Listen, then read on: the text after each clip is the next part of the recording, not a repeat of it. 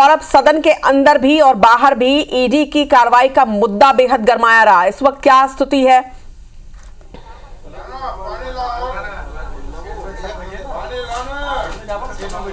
बिल्कुल, देखिए रचना, भूपेश बघेल के घर आज जो है सुबह से जो है ईडी का छापा चल रहा है। कई अधिकारी जो है उनके यहाँ पहुंचे हुए, और इतना ही नहीं, उनके जो है और करीबियों के यहाँ जो है ईडी का छापा पड़ा है। और अभी देखिए कि ये विधानसभा के जो नेता प्रतिपक्ष है चरणदास महंत के कक्ष में ये यहाँ पर जो बैठक चल रही है सभी कांग्रेस विधायकों की। इससे पहले कांग्रेस विधायकों ने आज पूरे जो है प्रश्नकाल में हंगामा किया और जो है सरकार के खिलाफ नारेबाजी कर रहे थे, ईडी के खिलाफ नारेबाजी कर रहे थे। और देखिए सारे विधायक अगर कहें तो यहाँ पर केवल भूपेश बघेल और चरणदास महंत बस नहीं है, बाकी सारे विधायक है। पूर्व मंत्री आप देखिए नीला भेड़िया है, उमेश पटेल है, और तमाम और भी विधायक है, रामकुमार यादव है, निषाद जी हैं, भोलाराम साहू जी है, और भी विधायक है। एक बार फिर से बातचीत करते हैं कि ये क्या कह रहे हैं। सबसे पहले जो है अटल श्रीवास्तव जी से बात करते हैं। अटल जी, क्या कहेंगे?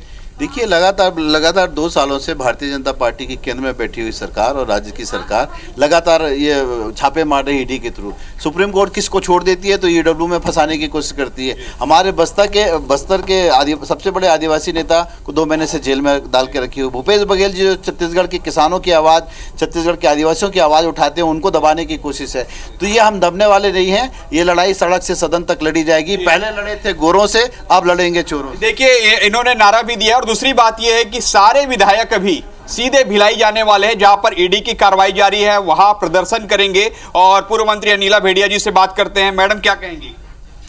बिल्कुल, आज ये बीजेपी के सरकार केंद्र में बैठी, राज्य में बैठी है, तो पूरा विपक्ष के लोगों को डराने का काम कर रहे हैं। हमारे वरिष्ठ नेताओं को अगर सरकार के खिलाफ अगर हम विधानसभा में क्वेश्चन भी लगा रहे हैं, उनके खिलाफ मुद्दा भी उठा रहे हैं, तो इन लोग सीधा ईडी को भेज दे रहे हैं। तो क्या हम लोगों का अधिकार नहीं है? क्या हम स्वतंत्र नहीं है? क्या चुने हुए जनप्रतिनिधि हैं और हम अपने क्षेत्र की, प्रदेश की बात को विधानसभा तक नहीं लाएंगे? ये डराने का काम हमको कर रही है, पर कांग्रेस डरने वाली। निषाद जी से पूछते हैं, कुंवर निषाद जी है। निषाद जी, क्या ये सही है कि जैसे पहले लखमा ने किया, सवाल पूछा तो वो जेल गए, भूपेश बघेल पीएम आवास को लेकर अभी पिछले दिनों पूछे सवाल तो उसके यहाँ ईडी पहुंच गई? बिल्कुल, ये आरोप क्यों लगा रहे हैं? ये लोकतंत्र की आवाज को दबाने का एक प्रयास और दुर्भावनापूर्वक की जा रही कार्रवाई है। यदि कोई सदन में सरकार के खिलाफ प्रश्न लगाए, उसके खिलाफ क्वेश्चन लगे, उसके खिलाफ पूछे, तो जवाब ये नहीं आता। और लोकतंत्र की आवाज़ को दबाने का जो प्रयास भाजपा की सरकार द्वारा की जाए, इसके लिए एक माकूल जवाब हम लोग आज पूरे विधायक साथी मिलकर दिए हैं। और लगातार कार्रवाई के खिलाफ हम लोग बात कर रहे हैं और आगे की रणनीति। देखिए हमारे साथ जो है वरिष्ठ विधायक हैं, उन लोगों से भी बात कर लेते हैं। हमारे साथ जो है लखेश्वर जी हैं और दलेश्वर जी, दोनों से बात करते हैं। क्या कहेंगे सर? देखिए, प्रदेश में जब से भाजपा सरकार बनी, जिस तरह से विपक्ष के लोगों को परेशान कर रहे हैं वो बहुत ही गलत है। आज जो हमारे वरिष्ठ विधायक भी हैं, हमारे पूर्व मुख्यमंत्री, देखिए अभी जो है डिप्टी सीएम अरुण साहब भी जो है इन्हें मनाने पहुंचे हैं। सर, कैसे पहुंचे यहाँ पे भी? विधानसभा से निलंबन समाप्त हो गया सभी सदस्यों का, उसकी सूचना देते हुए सबसे आग्रह करने आए हैं कि विधानसभा की कार्यवाही। सर, लेकिन ये कह रहे हैं कि सर सवाल पूछने पे कार्रवाई हो जाती है।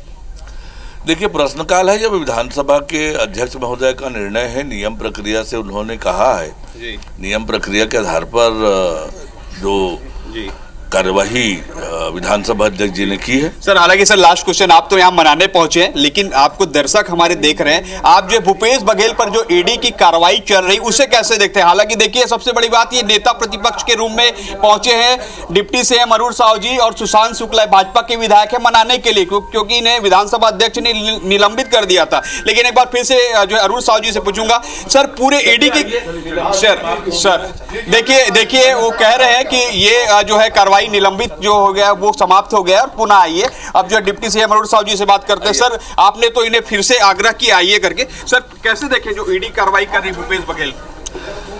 देखिए, ईडी की कार्रवाई कोई अचानक जी सर, अचानक और आज प्रारंभ हुई ऐसा नहीं है। जी सर, और ये सर्वविदित भी है जी सर कि भूपेश बघेल जी जब मुख्यमंत्री थे, उनके मुख्यमंत्री तो काल के दौरान ही जो है ये सारे घोटाले हुए।